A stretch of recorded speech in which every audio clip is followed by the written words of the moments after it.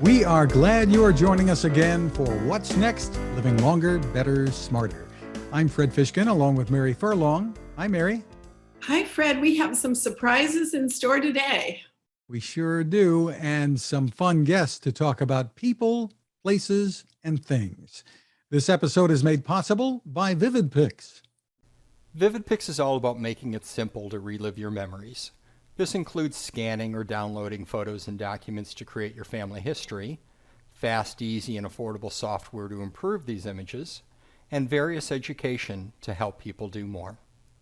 With Mary and Fred, we look forward to sharing with you on an ongoing basis many new ways to live longer, better, smarter, and not let your memories fade. If you look around your home, the things that you own, big and little, so many of them have stories behind them. How do you pass those stories along? That's what a company called Artifcts, Artifcts, is helping people to do. Joining us is co-founder and CEO Heather Nickerson. Hi, Heather. Hey, Fred. Thank you so much for having me on the podcast today. Heather, you have a wonderful story to tell. So share with us what Artifcts does and also how it came about. Sure. Thank you, Mary. I'd be happy to. So Artifcts is an online and app-based platform. We help people capture, preserve, and share the memories, the stories, and the history behind all their stuff. It could be anything from family heirlooms to a prized piece of children's art, really anything that has meaning or value to you. How Artifcts came about was it was in honor of my mother. She passed away 5 years ago, very unexpectedly, very out of the blue. And as the eldest and only girl, I was left with all her stuff. And my brothers and I we knew we wanted to keep the items that mattered most to her, that would tell her story for the next generation. I have a daughter who was very young at the time and never really got to know her grandmother. And I really wanted her to know that piece of our story. The only problem was that things can't talk. Objects can't tell stories. And after months and months and months of trying to figure out what to do with this, do we keep it? Do we rehome it? Do we redonate it? Where does it go? What happens to it? We had no good answer. I was literally on the floor in her closet in tears because I didn't know what to do with a crystal vase. Was it a vase that she cherished and she never used because she was so afraid of breaking it? Or was it a vase that Aunt Mildred gave her? And, she's not really a big fan of Aunt Mildred. We just didn't know. We had no way of knowing. And I didn't want to, it sounds silly, but I didn't want to keep the vase and give it to my daughter as it's one of, grandma's most prized possessions if it really wasn't. So that was the genesis of why Artifcts. I didn't want anyone else to ever be in that position of having to go through, decades of well-loved and well-lived stuff without having that story, without having that meaning. We pass down things, why not pass down stories and things? So that's how we started. That was, again, 5 years ago. We did a lot of research, talked with a lot of people, asked folks, what do you do in this situation? And the answers we got were, well, I put Post-it notes on some things, or maybe I use colored stickers, or maybe I make an Excel spreadsheet and I list my items, but I really hope someone knows where that spreadsheet is. So we discovered there wasn't a good solution. And that's how and why we brought Artifcts to the market today. And it's interesting. I remember when I lost my friend Jane Glenn Haas, and she had been a reporter for the Orange County Register. And she would often take people to Disneyland.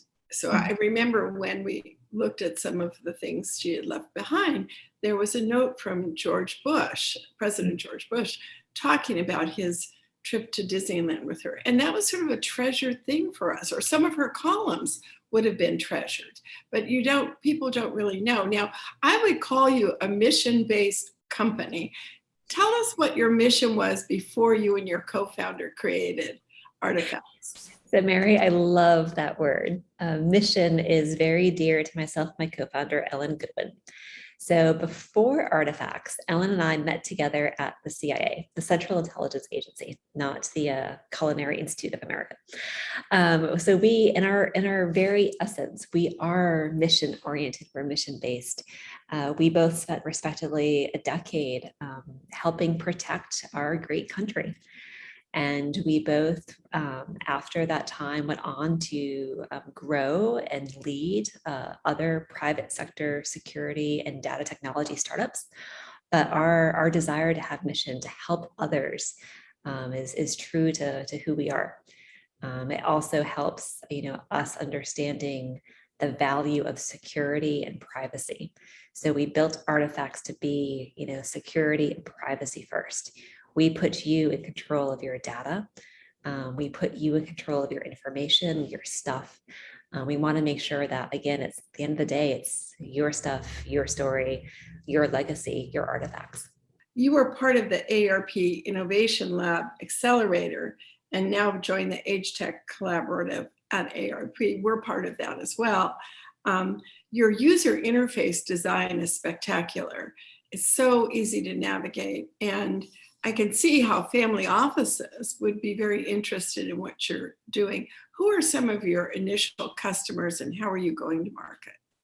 Great question, Mary, and thank you. And yes, like you, we are part of the Age Tech Collaborative. We're very thankful and grateful to AARP support. Funny story. So when we launched publicly, which was August 26, 2001, we also pitched the AARP Innovation Labs, part of their pitch competition to enter into the Innovation Labs. We think it was a lucky day for us. Not only did we launch, but we also found out we made it into the Innovation Labs. We've now graduated to the Age Tech Collaborative, and we're looking forward to working with the other companies and vendors and other folks in the collaborative. With regards to, how our initial user base and how we're going to market. So what's been fascinating is our user base is really, it surprised us for one. So we have folks that are active, travelers, artists, creators. They're out there and they're living life. They could be late teens, early 20s.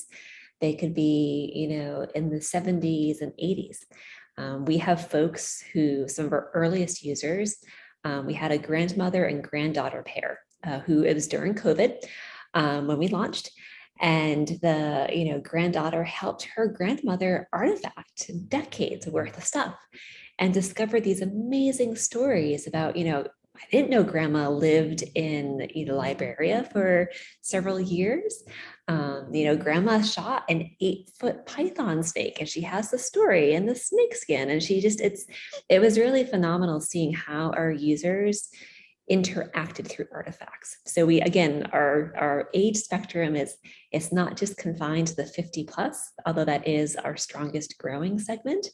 But Artifacts really does enables families and peoples and individuals of all ages to reminisce, to capture the stories, capture the memories, pass down that history.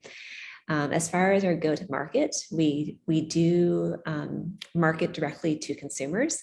We're also working to pilot directly to businesses, specifically insurance carriers, family offices, and estate planners. We've seen and learned in working with AARP the need to have a good, I think, tool and option for people to document, again, the stuff in their lives. A lot of times we take for granted the little things we have, but when they add up, you do have an amazing collection that's got value, real value. So there's a lot of interest there to insurers, again, and estate planners. But we're really, it's nice because we say that there's, anyone can artifact. And we've seen from beta all the way through to, today, you can really artifact just about anything. Our first fun fact, our first publicly artifacted item was a living, breathing cat. Her name was Princessa.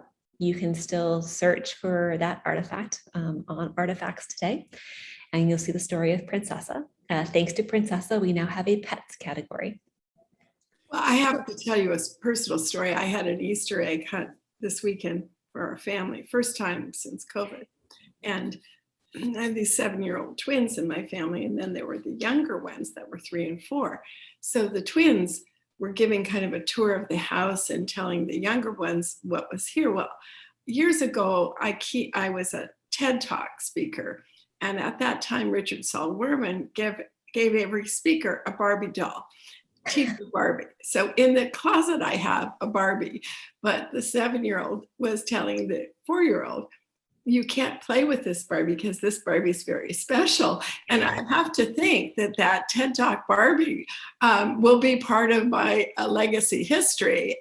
And it was so cute that they respected that and then shared the lore of that story, but it isn't always a precious piece of jewelry. It could be something with a memory. And so I love what you're doing. I think the company really has a lot of promise. Can you step us through the user experience, Heather? How someone would actually use it? What are the steps? Sure, I'd be happy to. And I'll incorporate Mary's Barbie doll in this experience. So what you do is 4 simple steps. 1, you pick an object. So let's use the Barbie doll. You then take a photo, or you can also choose to add audio and video. You can add up to 5 photos or audio or video files. You then add your story. And we say on the story part, it could be really simple. This is Grandma's special Barbie. End of story. It could be 5 words. Or if you want to have a more detailed story, we've got folks who write paragraphs and paragraphs for their story. So you could write the entire story about how, Grandma got the Barbie doll for a TED Talk and how it's so special. And this is where it is in the closet. You can go on and elaborate. So we want very much for our users to know you don't have to be a prolific writer. You don't have to have, a fancy story. It could be 5 words or 500, your choice. But you add the story and then you upload and you save on Artifacts. So again, 4 steps. Find the object, take a photo or add audio and video, add a story and upload. And the great thing is once you've now uploaded the artifact, you've now created an artifact. You've attached a story or memory or history to an object with photographic, audio, or video files. There's now many other things you can do. We say, 1 artifact, many applications. So you can choose, let's use the Barbie, you can choose to print off a QR code. So now maybe, Mary, you could have a bunch of items in your house. Those little artifacts, QR codes, send the kids on a scavenger hunt. Or, worst case scenario, my mother's situation, had she had artifacts during her lifetime and had she used it and attached QR codes to different objects safely, like put them in a shoebox or a jewelry box or inside a vase, I would not have been left kind of on the floor wondering what to do. You can also, with artifacts, once you've created the artifact, you can choose to share it. You can choose to share it privately, so with specific family members via email, or if they're an Artifacts user with their screen name. You could also choose to share publicly into social media. A lot of our artists love this feature where they can create an artifact, tell the story behind their work, and then share it to their Facebook group or share it to their Facebook profile or Instagram profile. You can also, with Artifacts, you have the option to add dimensions. And this is great if you're thinking about moving or storing an item, or even if you're thinking about having it appraised or you're planning to sell it. One of the first questions a lot of folks get asked in these situations is, well, how big is it? What is the size? So you have the ability to do that. You can also, with Artifacts, attach documentation. So if the item is, either of monetary value or of historical significance, you can attach a warranty, an appraisal certificate of authenticity, a receipt, anything that adds essentially data or information to your artifact. You can attach up to 3 documents per artifact. So this is where, at the end of the day, we like to say we're ending that chaos. You now have one artifact that may have photo, audio, video. It's got the story. It has the documentation to go with it. It's all in one place. Really easy to find, really easy to share. There's a lot you can do with it. And you have several different subscription plans, I think starting with free. So step us through how this works, what the different levels are, and what customers should know. Sure, of course. Right.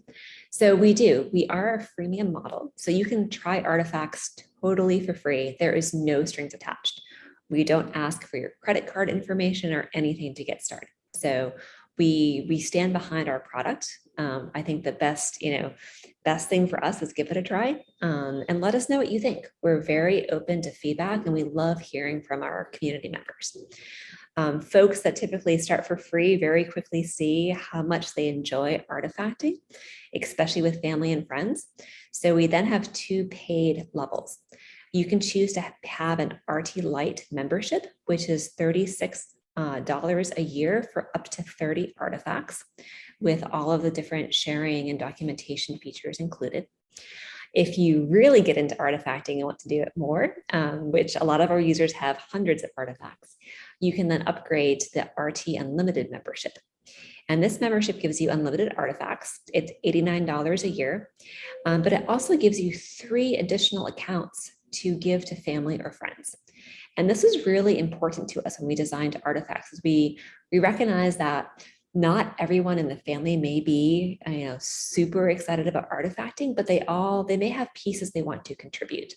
So when we were thinking about families that may be on a fixed income, or families that want to, bring in siblings or bring in grandparents or bring in parents, we wanted to ensure there was an option that worked really well for families. So for $89 a year, you can get unlimited artifacts with the RT Unlimited membership, and those 3 family accounts as well. And family members can collaborate on this too, right? Yes, family members have a lot of fun.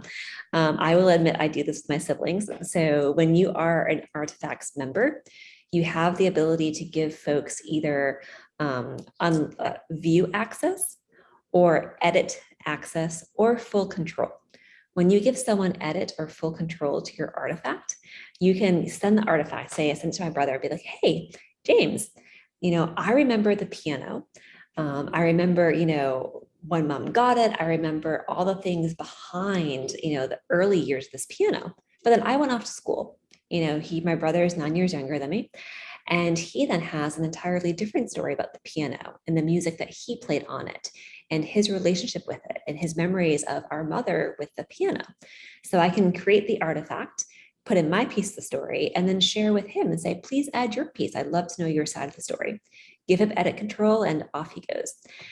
This is also great for families collaborating on recipes. We had a lot of folks during the holidays artifact family recipes with the photos and kind of all the memories that go with it. Sometimes even video of, grandma making the biscuits. And you can, give a fellow RT member edit control of the artifact, and they can add in their story. So it's a lot of fun to be able to collaborate as a family or even as friends with artifacts. Well, this sounds like it could be a really fun gift for Mother's Day, even Father's Day. The website is ARTIFCTS, artifacts without the A.com. Thank you so much, Heather, for sharing this with us. Thank you, Fred, and thank you, Mary. I really appreciate it.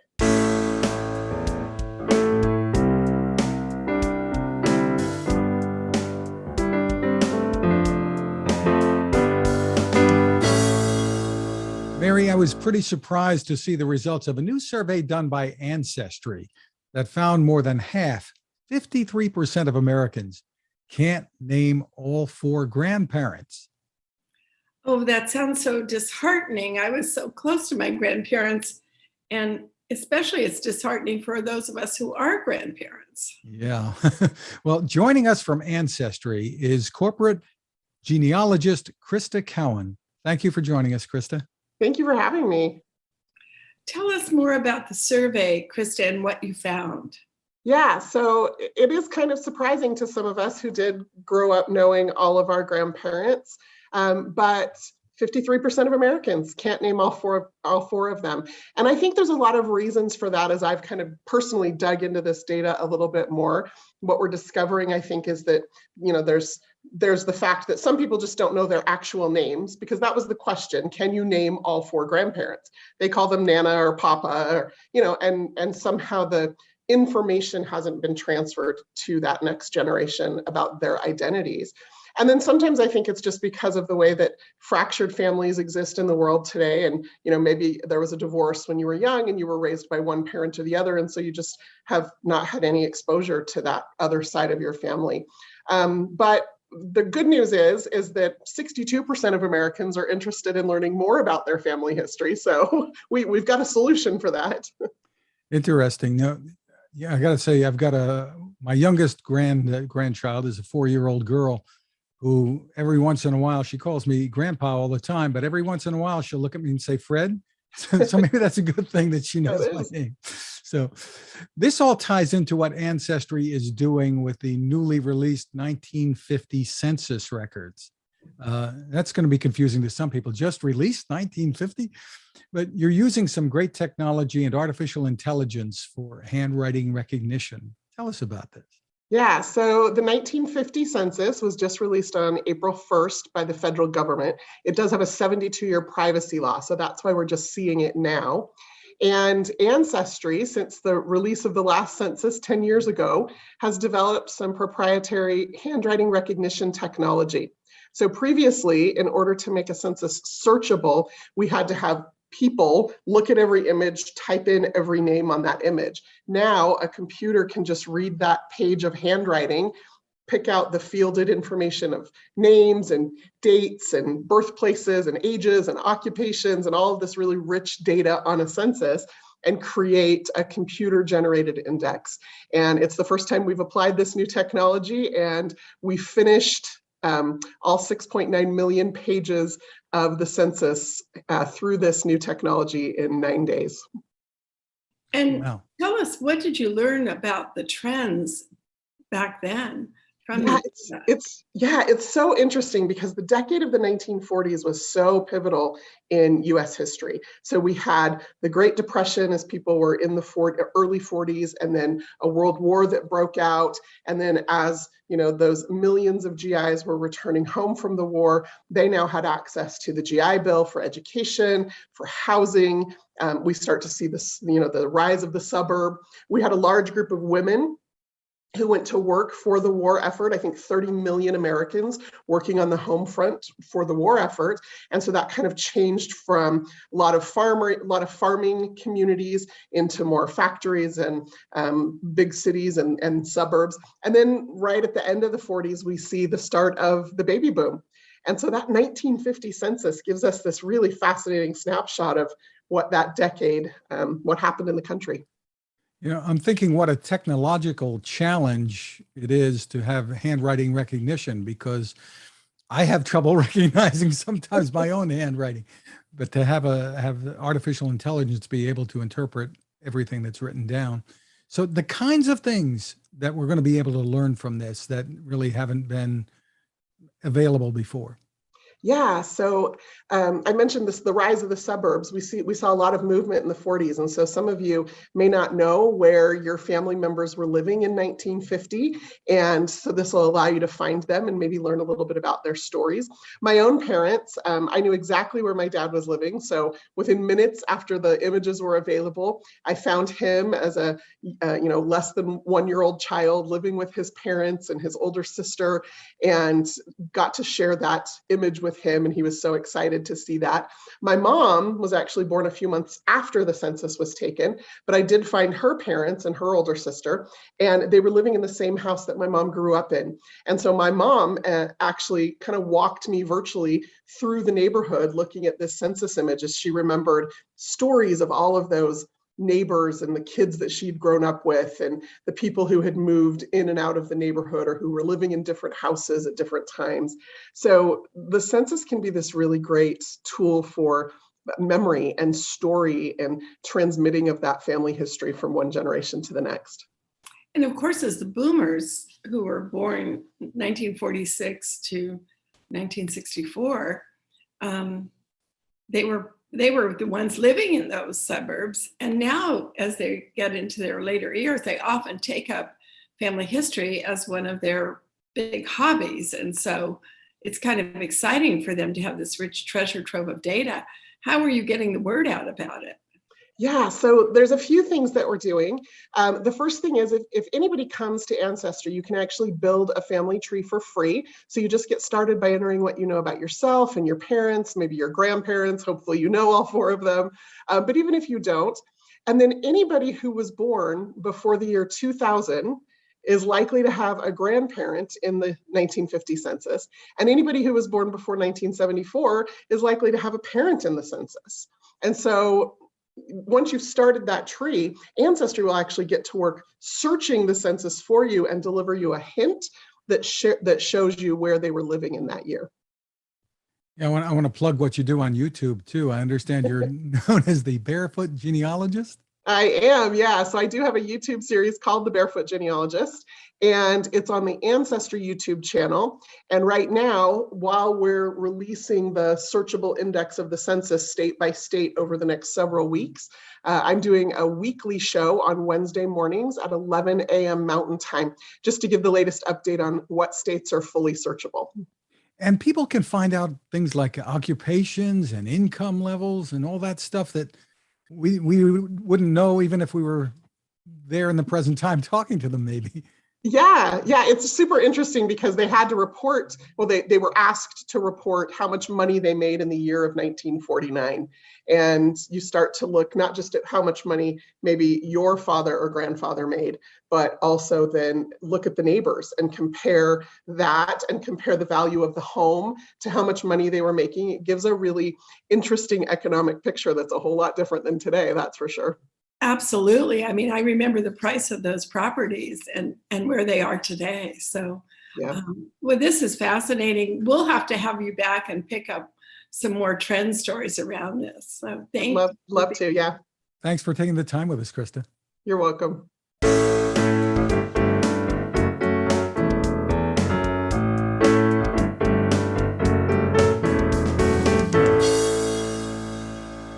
Well, if you talk about people and history, especially basketball history, one of the all-time greats is Rick Barry, the only player to lead the NCAA, the ABA, and the NBA in points per game in a season, and is a member of the Naismith Memorial Basketball Hall of Fame.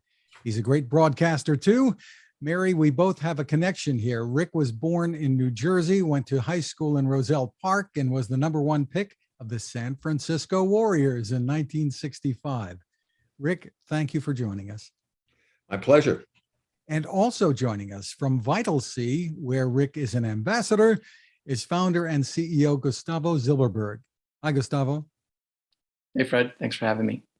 Rick, you know I'm a Warriors fan and followed you throughout your career. So you're certainly someone we can look up to. Yeah, he's Well, 6'7". We're all looking up to him. 6'5", I definitely, you have to look up to me. And if you think at age 78 that Rick's pro athlete days are over, think again. These days, his game of choice is pickleball. Right there.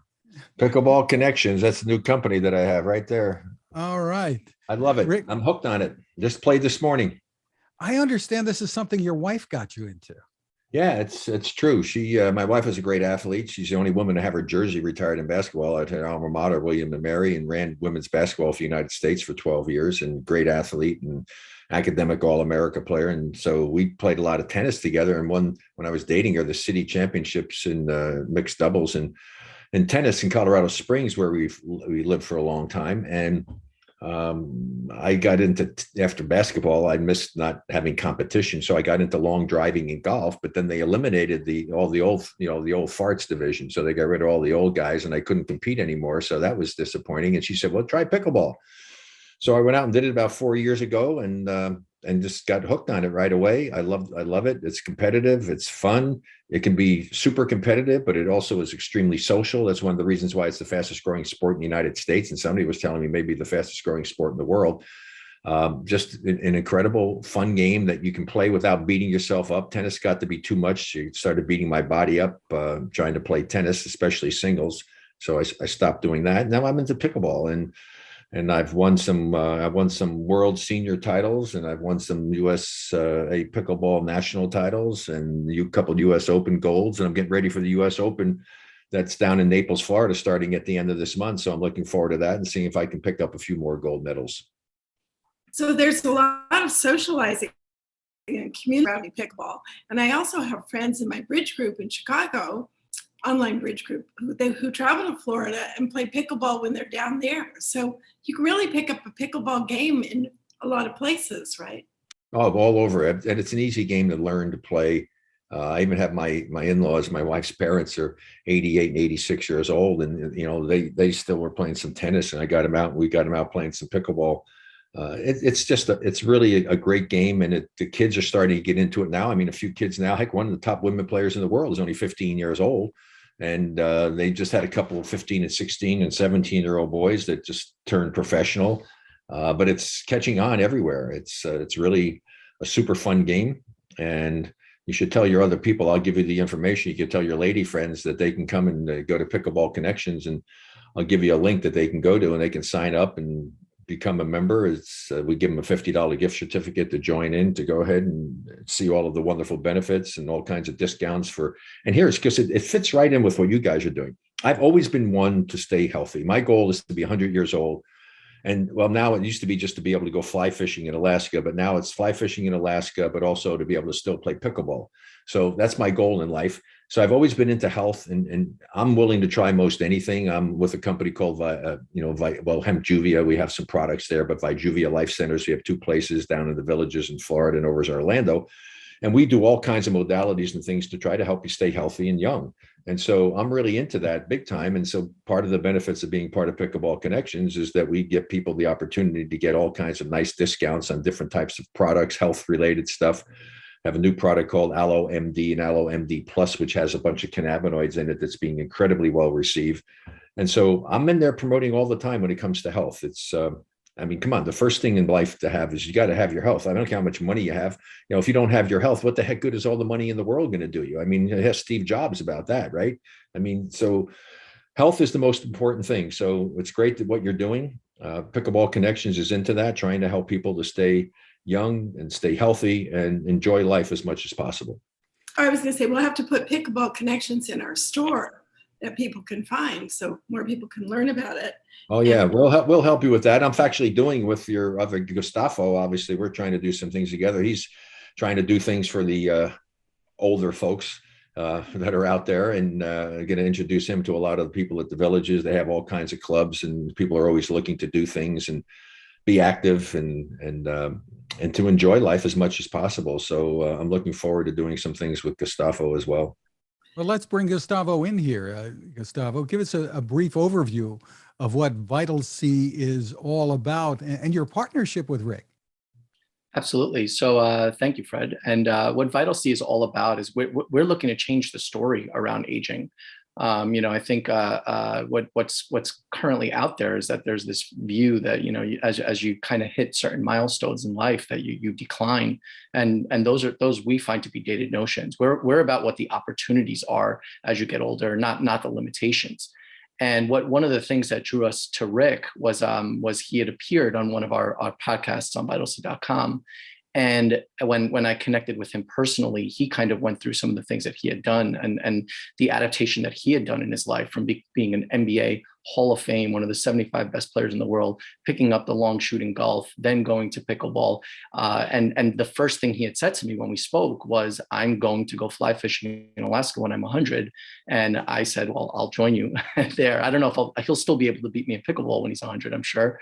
But at least I'll be able to go fly fishing on that 100th birthday. And I think what drove Rick to us, and likewise what drove Vitalcy to Rick, was that Rick is embodying exactly what we're about. Rick is continuing to learn things, to explore things, to attend things and compete in things and really drive what his vision is, which is to live healthy and live well. And that just completely aligns with Vitalcy's mission. So Rick and I, he mentioned Pickleball Connections, which is a great concept that we're excited to continue to explore opportunities with. In addition, Rick is participating with us. We've launched a travel program that Rick will attend one of our trips in the future.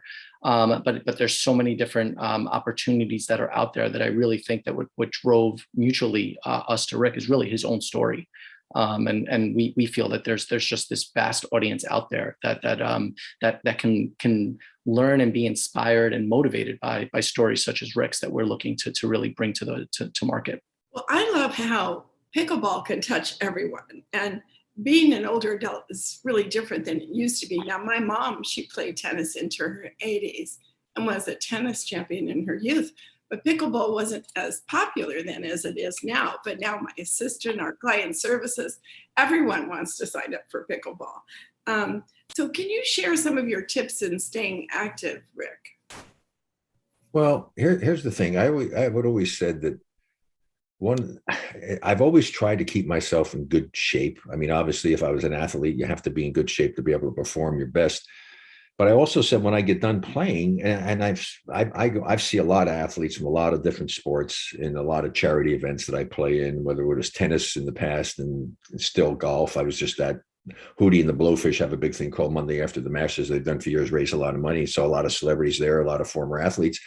And I see these guys who at one time were a world-class athlete and they look like a blimp. I mean, they're huge. They put on so much weight. And I just don't understand how you could be a world-class athlete sometime and knowing full well that your health is so vital to enjoying life, how you would allow yourself to get like that. And so I've always vowed that I never would do it. Because I can assure you, I told my wife, and I said, hey, I can tell you one thing. I will never be fat because I will starve before I get fat. And so I work out. And here's the key to it. If your waist and the belt gets tight, eat less and work out more until the belt gets loose and you can fit in your pants. Don't ever buy that next size pants. You do that, you're on your way to ballooning up.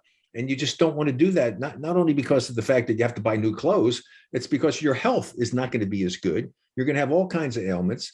And I always tell people, go for your checkups. I was so mad at my mother who died of strokes and she hadn't gone in to go and get her yearly physical. I was so upset when I learned that. I mean, go and see your doctor, go and get checked up. Be proactive as trying to prevent things from happening. Don't wait until they happen and then hope you can correct them.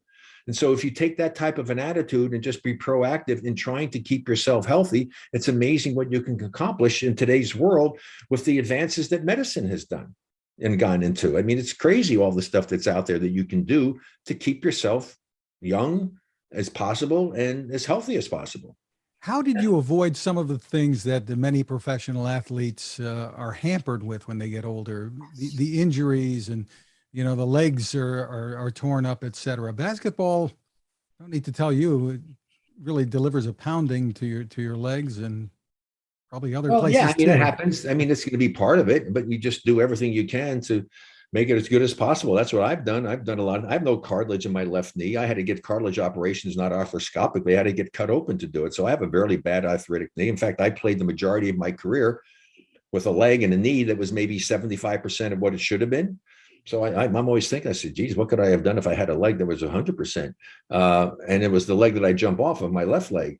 But you just take care of things. I mean, I'm into cannabinoids and doing things now. I mean, you know, forget all these different drugs that people are taking, the SAIDs and the opium and all the other crazy stuff and the oxycodone. And, you know, I mean, those things can really cause major problems for you. And so if you learn about the world of cannabinoids, it's an amazing plant. The cannabis plant's got over 130 different cannabinoids, and now they're finding all these different things. Everybody hears CBD, but the companies I'm with, we're more than a CBD company. We're a cannabinoid company. And so a lot of the products and things I'm involved with have a myriad of cannabinoids in them, not CBD, CBG, CBN. And they're finding more and more things that are working for people and helping them that are non-addictive. And you know, and also you can't get hooked on them. I mean, they're never going to cause you a problem. They're all natural. And so why would you not try those before taking some of the other things that can cause major problems for them, tear up your stomach linings and things of that nature? I was taking Celebrex for my knee, and I had to take Prilosec for saving my stomach lining. And then I was introduced to a natural product called Biogenesis, which I take on a daily basis in the morning and at night. And it's been years since I've had to take anything like Celebrex and all for my knee. And now I got into the cannabinoids. And now if there is something, and I played a little bit today, and my knee was a little bit sore. And also I just put a bunch of this stuff called Allo MD Plus with cannabinoids in it. And, you know, ice it down and just take care of yourself and use natural products in order to try to keep yourself as healthy as possible. And it can be done. It's just a matter of discipline. You know, you might remember Rossmore in Walnut Creek. And so I went to the meeting, cannabis meeting in Rossmore. There were 400 people there. So there's a ton of interest, and even Martha Stewart now is coming out with different products. So every dissidence of aging is a market opportunity, and joint pain is a real big market opportunity, I think. Well, That's definitely. And your I mean, entrepreneurial spirit, Rick, tell us a little bit more about that, because I mean, your career is one thing, but it's an inspiration what you're doing, using your mind and getting into all these different areas. well, to be honest, I'm busier now than I've ever been in my entire life. I mean, I don't want to take up all your time. All the things that I am involved in right now are just so exciting. And I love that. I love business. I majored in marketing when I was in school, and I love marketing. And marketing is all about getting your product out there in front of people and letting them know about it. If you have a great product, it's no wonder what you can do. I tell people, like, I have 2 words to tell you how good marketing is. Everybody looks strange on me. 2 words, really? I said, yeah. Pet rock. People made millions of dollars selling rocks. Rocks. So imagine what you can do if you have a product that's worthwhile and can actually do something for you that's beneficial if you market it properly. I give the example. The NBA has always been a great product, but it was never marketed properly when I played. In 1975, our finals were on delayed television for the finals of one of the major sports in our country. That's freaking unheard of. Now they're on prime time, and the business is. I had a friend that wanted to buy the Warriors and said, Rick, I'll buy the team. You can coach it. You can be GM, whatever you want. $18 million he could have bought the Warriors for. It's now worth $4 billion. Why? Because David Stern came in, brought the right people in, and they started to market the product properly. This is what it takes. So if you do have a product that's worthwhile, it's all about the marketing of the product to let people know about it. And honestly, and be honest about it, but have a product that can help people. I always said, to make money in the business world, the greatest of all things is to be in a business that makes money with products or services that actually help people. And that's what I've tried to do. Oh, that's very inspiring. And Gustavo, how did you two connect? So Rick appeared on one of our podcasts that talks with retired athletes that really have these stories to tell that Rick has shared today. And afterwards, I heard the interview and asked the host if I can be connected to Rick. And as I mentioned earlier, once I really learned what Rick was about at his core, I think we connected at that point. And since then, Rick has just been not just from an industry knowledge standpoint, but also even as a mentor. I think he's kind of been able to share some of just really what he had just said. It's that pet rock analogy. How do we I believe we have something that's better than a pet rock, but how do we get to everyone and really make people's lives better? Rick talked about physical health. We're about mental and emotional health, and most importantly about social health. Remaining active and remaining part of a community, which is really what Vitalcy is all about. Rick, maybe real quick. I mean, the link between the physical health and the mental health and staying sharp. I mean, it's pretty obvious, isn't it? Yeah, well, it is, and you want to be cognitive. We have testing. One of the companies are doing stuff. We're doing some things that have cognitive tests and to see where you are. You have to use your mind without question. And you should always be going out there and doing any kind of testing you can do to see where you stand, what might need to be done, what you might be able to do to improve something if it shows that you have a deficiency. And again, being a proactive person, and if you really care about enjoying life as much as possible, there's all kinds of things you can do research-wise to find things in areas that you may be having some difficulties with. And that's what I've tried to do. And I'm really excited about some of the stuff we're doing. Some of the things we're doing are talking about, helping with regard to Alzheimer's, which we know is a major problem for people who are getting older. There's just so many things out there that you can do. One of the products I had was actually created to help with breast cancer. And now we've turned it into something by putting some of the cannabinoids into it. So it's being great for so many other things, for sleep, for muscle joints, muscles and joint problems. And again, it's the credibility of what you're doing. There's a lot of cannabinoid products that are out there, and you hear about CBD and all, but it's a lot of junk that's coming from overseas. It's not controlled well enough by the federal government to the point where there's certain standards that should be met. And a lot of the stuff comes over here has a lot of toxic chemicals and elements to it. And you just have to be very careful in what you're doing. And that's why I always try to make sure I'm going with people that are doing it the right way, because my name and my reputation mean a lot to me. And the last thing I'm going to do is go out there and try to promote something that could be, could injure somebody or cause a problem for somebody. So I'm very careful about that. But the mental part is very a big thing. I mean, it's the same in sports. I mean, you have some amazing athletes out there in life. I mean, incredible athletes who will never be as good as they should be because they don't have the mental part of it. They don't understand the game the way it needs to be understood so they could utilize the incredible God-given talents and abilities they have in the best way possible. So even though some of them are good enough to get to the pro level, they're never going to be as good as they should be because they don't know how to use all of that incredible skill and talent in the most efficient manner possible. And so it's really important to take care of both aspects. And the difference between, I think, good players and great players is, number one, having a natural feel for the sport that you have that can't be taught. The second thing is having the ability, and this goes for all walks of life, to stay focused. That's mental. That's why you golfers, I have so much respect for golfers. 4 days in a row, you have to go out there and be mentally tough for 4 to 4.5 hours. You know how difficult that is for people to do? When I was coached them, I couldn't get players to be that way for 48 minutes, let alone 4.5 hours. 4 days in a row. So that's why I respect and admire those guys tremendously, the golfers, because it's such a mental game. But the mental part of it is so great, and to stay focused on what you're doing, because in sports, especially basketball, if you are not focused, you'll be a half a step late. And if you're a half a step slow and late, you're history. I mean, I told people when I played, I didn't have to go by and beat my man to get past him. I only had to get even with him. That's a half a step. If I get a guy on my shoulder, I own him. And the half a step is all it is. And the difference a lot is because of they're not focused. I can get players when I coach to play hard because they know if they don't put the effort forth, they're not going to play. But if they're playing hard and not focused, they'll be half a step late. And if they're half a step late, we're going to have major problems. Well, we're going to have you back because this is a really interesting conversation, so relevant to all the things we do. And I sense a real winning team between you and Gustavo and this new company. So it's very inspiring to see still a champion looking at innovation. And both of you, we wish you all the best. Yes, well, I think what you could tell them with Gustavo where they need to go to check it out, give them the web link. It's vitalcy.com, vitalcy.com. And thank you for having me personally. And Rick, thank you, of course, for helping out with helping Vitalcy grow.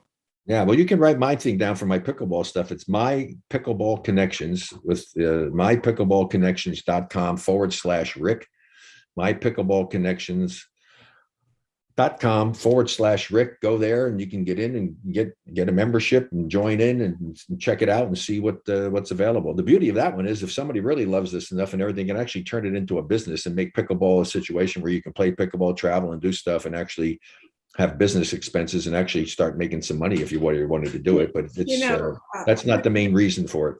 I think you should apply to our venture competition. I think you both should, which is in June. Best idea. We've awarded over $180,000 each year for the last 18 years, but that's a real strong idea and I'd recommend it. Okay, Fred, I think we have to wind this one up, but we do. Gustavo and Rick, thank you so much for spending time with us and we look forward to seeing you again. Thanks. Take care. God bless everybody. Fred, it's really inspiring to see Rick Barry, still a champion, obviously, and the innovation at Vitalcy. Absolutely. And we want to thank Rick, Gustavo, Krista from Ancestry, and Heather from Artifacts. And a big thank you as well to our sponsor, VividPix, making it easy to restore photos, documents, and more. Find more at vivid-pix.com. Thank you for being with us. And remember to check out our What's Next Longevity Deal Talk podcast as well, and the ongoing Longevity Business Academy at maryfurlong.com.